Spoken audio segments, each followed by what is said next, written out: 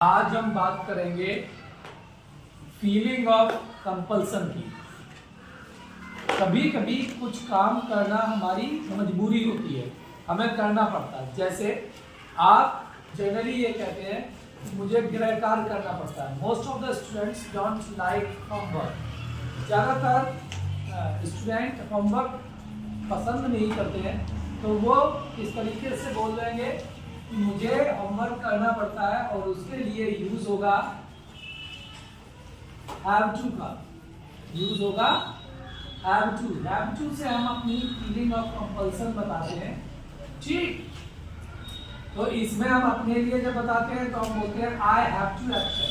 I have to action. Action वो काम जो करना हमारी मजबूरी है।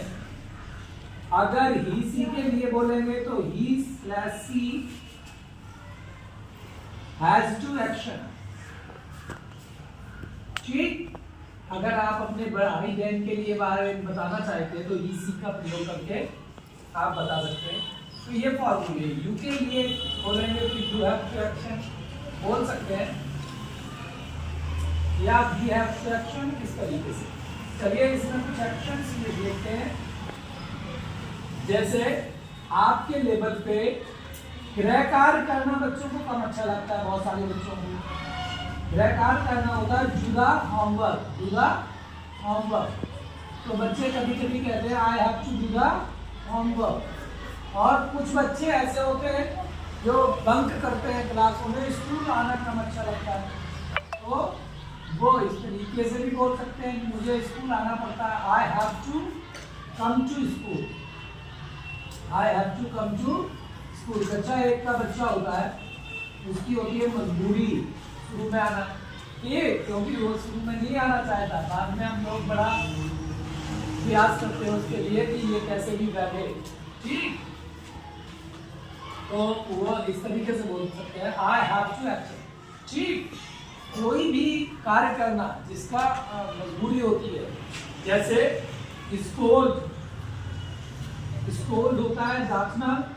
ठीक, डांटना पड़ता है ना, तो I have to scold the student sometimes. ठीक, मुझे पढ़ता है, मेरी इच्छा नहीं होती है लेकिन ये मेरी मजबूरी होती है sometimes. I have to scold you. ठीक, इसी तरीके से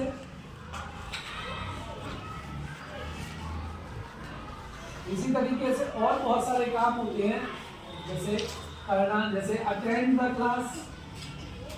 अटेंड द क्लास। ठीक, तो अगर किसी की मजबूरी है कि उसे किसी कक्षा में शामिल होना पड़ता है, वो इंटरेस्टेड नहीं है, तो वो बोल सकता है I have to attend the class. ठीक, जनरली हमें हैव टू का प्रयोग अच्छी एक्शंस के लिए नहीं करना चाहिए, क्योंकि हमें ये दिखाना चाहिए कि मुझे इस काम में मजा आता है। तो आई एम टू एक्शन से बोलना चाहिए। आई एम टू एक्शन, मुझे स्कूल जाना, आई एम टू एक्शन।